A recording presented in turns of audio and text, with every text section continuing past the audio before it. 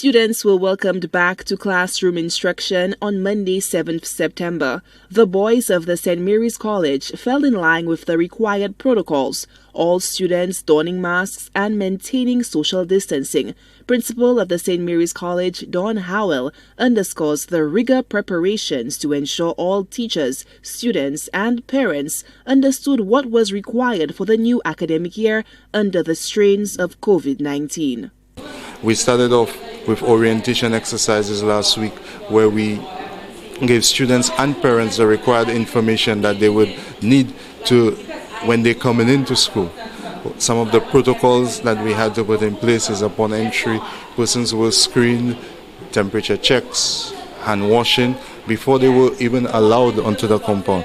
This is a far cry from what used to obtain before, where persons, of course, report to the principal's office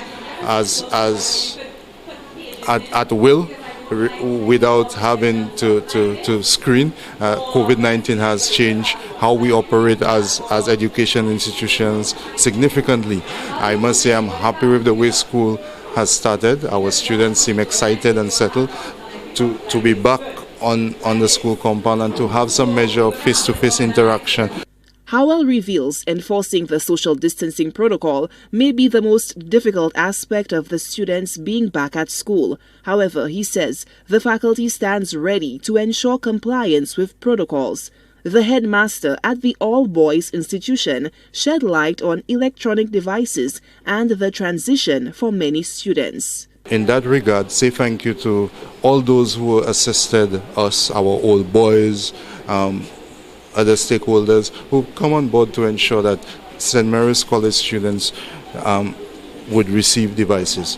Not that the problem is solved. We still have students who require assistance with devices, and the school is working alongside with their parents to see how best we can ensure that those students don't miss out on the instruction, especially when they are online. And so this remains a problem for us. It will certainly not be solved overnight, but it's something that we continue to watch closely and try to ensure that we reach all our students. Prime Minister Alan Shastney sent a brief message to students headed back to the classroom on Monday via his social media platforms. Shastney sought to encourage and remind youth to remain focused despite the uncertainty that may loom large on their minds. Very exciting day and also a very anxious day. It's safe to say that COVID has changed our lives, but in changing our life has created a lot of opportunity for our young people. And so today I'm going around carrying around the message to say, let's focus on the things that we know. We still have to learn how to read, we still have to learn how to write, we still have to learn how to add and subtract, have to learn history and geography. These things will not change. But COVID is now making the world smaller because of the internet.